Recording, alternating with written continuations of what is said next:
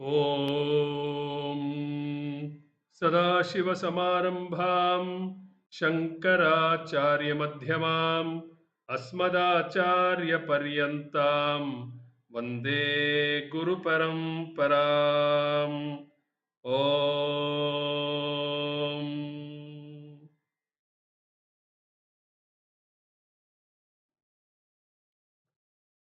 Namaste, all of you. Welcome back to the final portions of the summary of Tattvabodha as presented by Swami Paramarthananda. As we all know, Swamiji lays a lot of emphasis on the study of Tattvabodha because it lays out the entire roadmap that a spiritual seeker has to follow to achieve the Parama Purushartha. Swamiji never tires in reinstating the point that even as senior students who have been learning Vedanta from him for several years, maybe a couple of decades, he motivates them and encourages them to refresh their Tattvabodha study, to firm up the terms and terminologies and the important definitions that this primer text provides.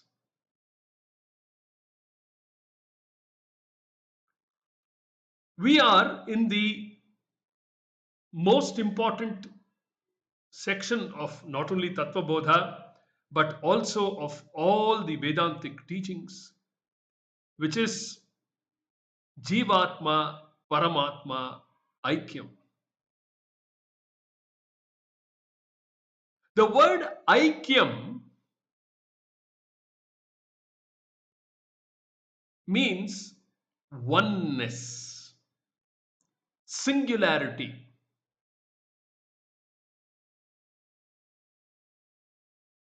Ekam, ekam eva advitiyam.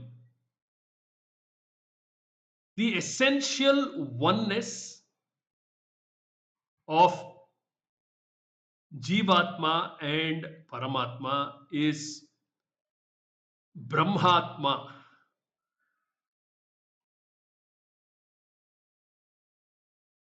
The adjectives Jiva and Ishvara are seemingly superimposed on the Atma when it reflects in the microcosm and in the macrocosm. In the microcosm, because the Atma reflects through the micromedia, that is the Sharira Traya, which are the Upadhis, the instruments. It takes on the adjective Jiva. So Jivatma is how it is referred to. OCE, the original consciousness, is referred to as Jivatma when it manifests through the microcosm, the three shariras. And it is called Paramatma when it reflects through the macrocosm, the universal body, the Prapancha Trayam, The microcosm has the vyashti trayam, and the macrocosm has got the samashti trayam.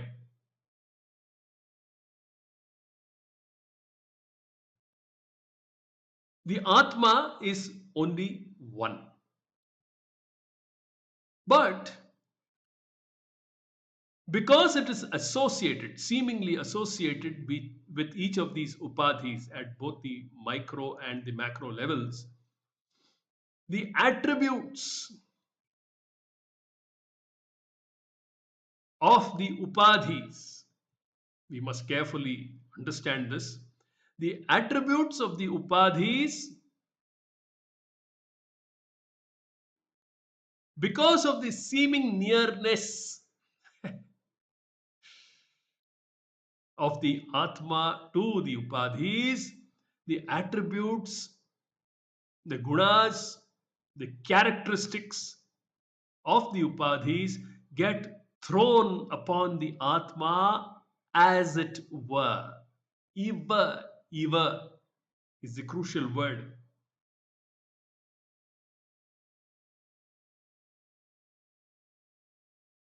The Atma by itself is nirguna, nirvikara,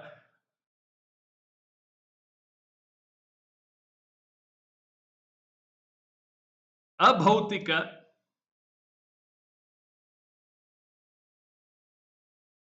and anagamapayi. It is the permanent eternal principle, which in association with the micro upadhis seems to have the limiting attributes of the upadhis thrown upon it. Hence, the feeling that I am limited.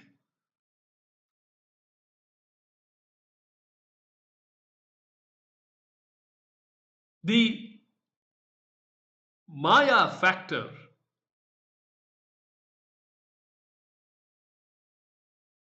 covers the intrinsic nature of the Jivatma, which is Atma.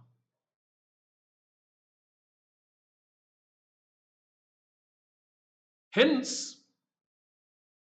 one needs to sieve out the upadhis from the Atma.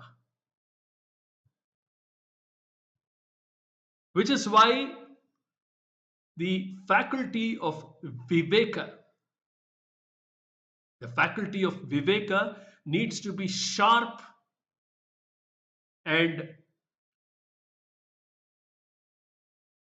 well groomed, well developed to understand the anatma from the atma. Because both anatma and atma are available in the same place, and they are mixed together as it were. They are one entity, they are a composite. So it becomes mandatory to apply our Viveka Shakti to understand the differences between Anatma and Atma and claim the Atma to be our real, true, eternal nature.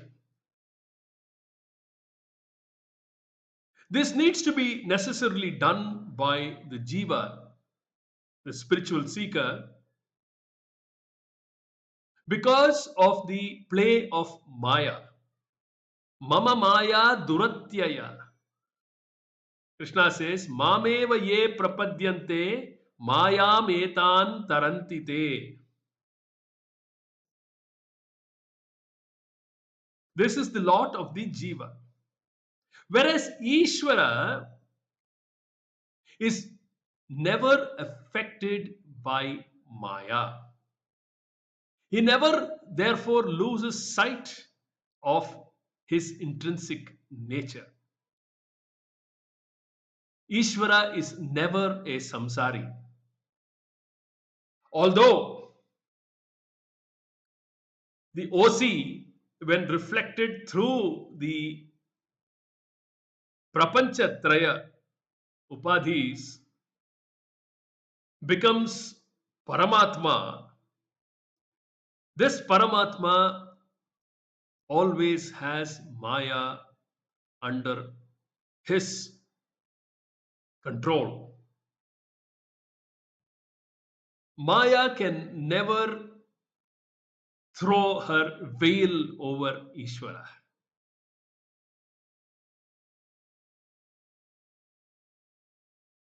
Ishvara knows where he stands and where Maya has to be placed. So the onus is entirely on the Jivatma to sort out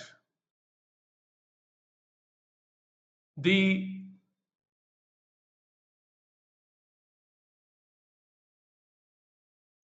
Nikrishta Gunaha of the Upadhis and establish that those gunas do not belong to his intrinsic nature, the OC.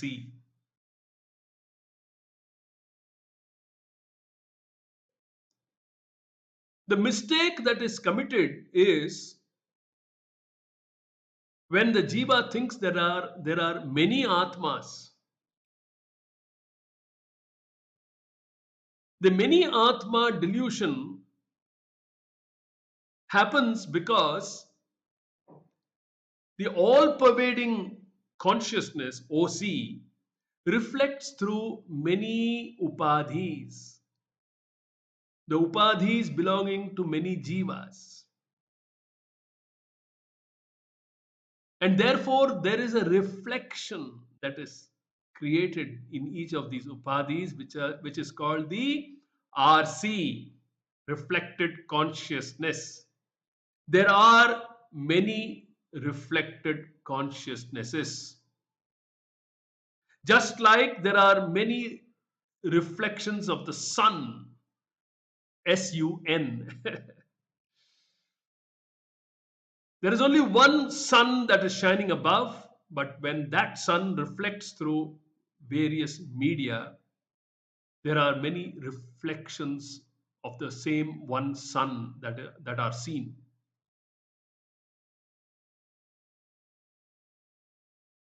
So there is essentially only one OC.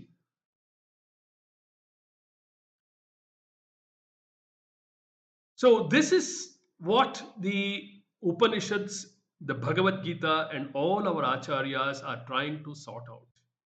They are trying to sort out they are trying to educate you, educate us, that the Atma is our intrinsic nature, which is the intrinsic nature of Ishvara. Atma is the intrinsic nature of Jiva. Atma is also the intrinsic nature of Ishvara. So this Jiva Ishvara Aikyam is established at the level of the Atma. There can never be any Aikyam at the Anatma level, because the Jiva's Upadhis has Nikrishta Gunaha and Paramatma's Upadhis or Ishvara's Upadhis have Utkrishta Gunaha. So this is where we had left off in the last capsule. We were talking about the Nikrishta Upadhitvat Nikrishta Gunaha. and Utkrishta upadhitvat Utkrishta gunaha.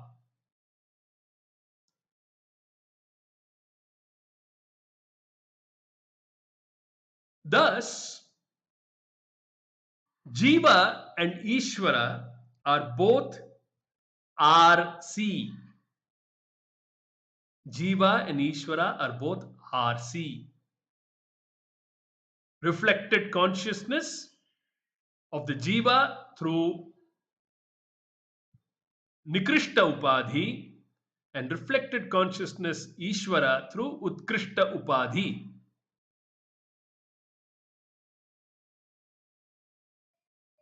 From the reflected consciousness perspective, the two are distinct due to inferior attributes in one and superior attributes in the other. We will pick up the thread in the next capsule and take the study of the summary of Tattvabodha, especially this section of Tattvabodha, which is extremely important for us to understand that we have to orient ourselves to claim our intrinsic nature, which is OC, and de-link, as it were, from the Upadhis and the RC. We will continue in the next capsule. Hari Om.